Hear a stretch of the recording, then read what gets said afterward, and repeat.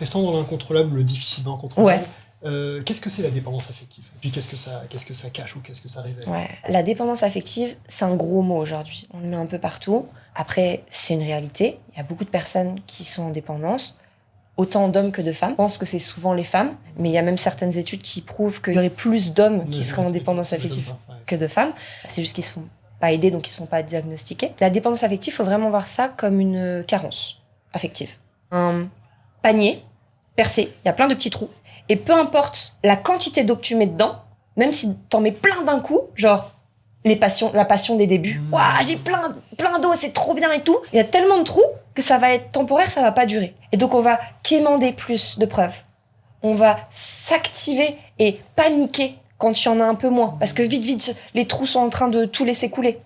Derrière ça, une grosse peur, souvent la peur de l'abandon. Boris Cyrulnik ne parle pas de ça? Boris Cyrulnik parle de à quel point les 1000 premiers jours du bébé influencent aussi le style d'attachement.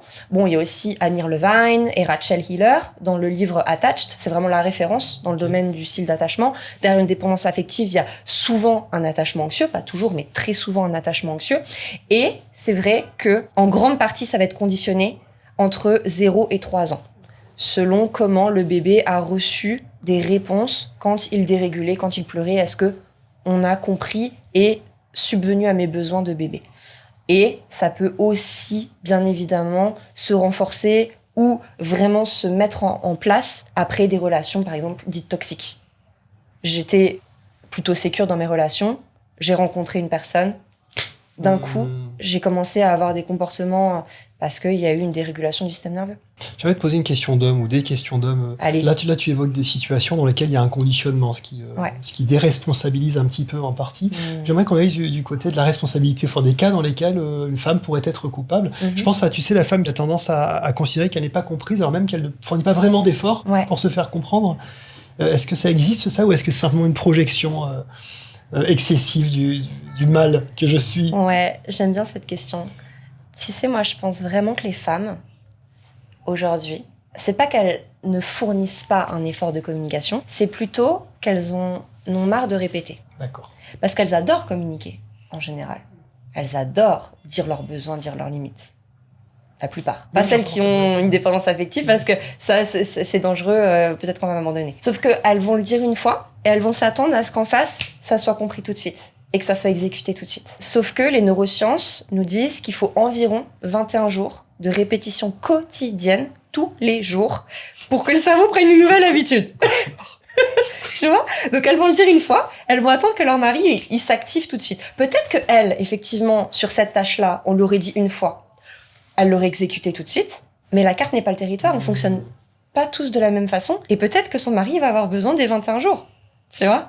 Et donc c'est pas qu'elles ont du mal à communiquer leurs besoins, en général, c'est qu'elles ont peut-être un peu plus de mal dans la phase d'ajustement. À garder patience, tolérance et à se dire, on est câblé différemment, va juste falloir un peu plus de répétition pour que ça devienne pour lui une nouvelle habitude.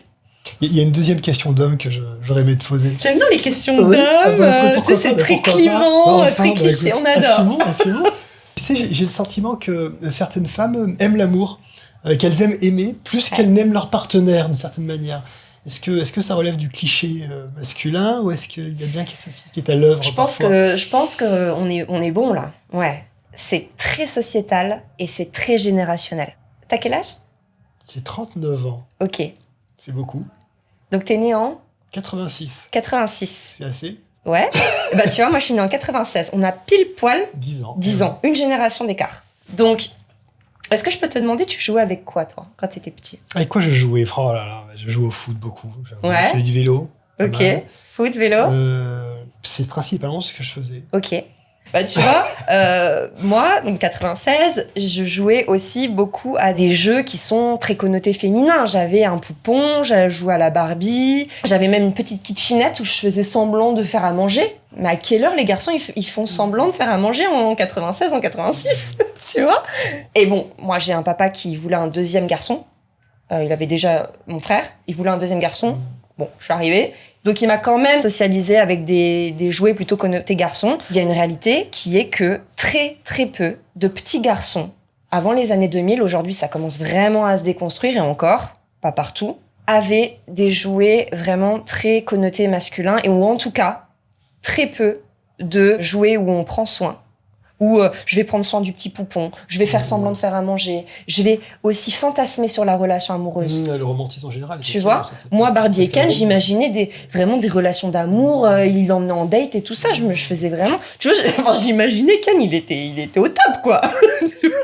Donc, il y avait vraiment ce truc de fantasmer, d'imaginer aussi la robe de mariée. Enfin, voilà, c'est le truc sur lequel les petites filles, elles vont mettre leur attention. Donc, après, forcément... ça va te conditionner en tant que femme et tu vas être plus attirée sur je pense à ma relation, j'aime parler d'amour et imaginer l'amour. Le cerveau cherche-t-il à revivre ce qu'il veut éviter ?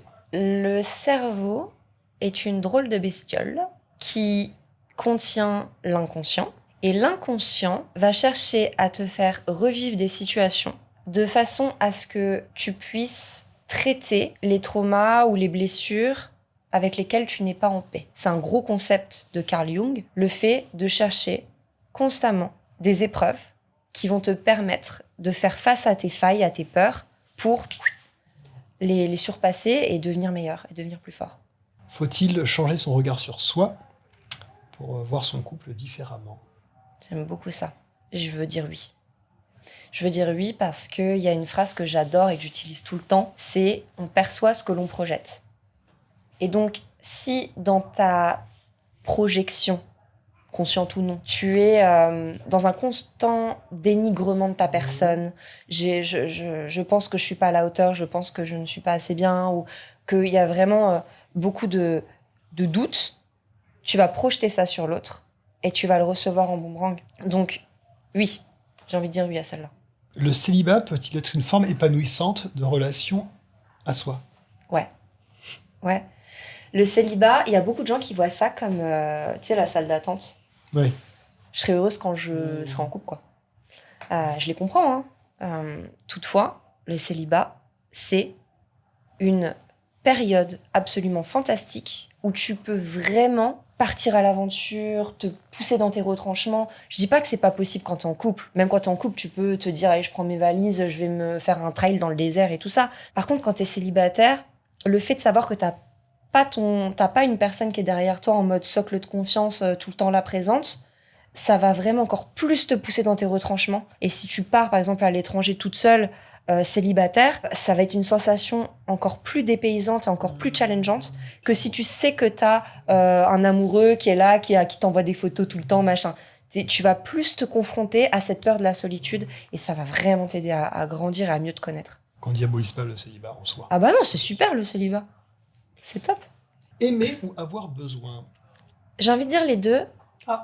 Parce que aujourd'hui, on diabolise le fait d'avoir besoin de l'autre et on dit tout de suite « Ah, t'es dépendant, t'es dépendante ». Alors que, faut pas oublier qu'un couple, c'est une interdépendance.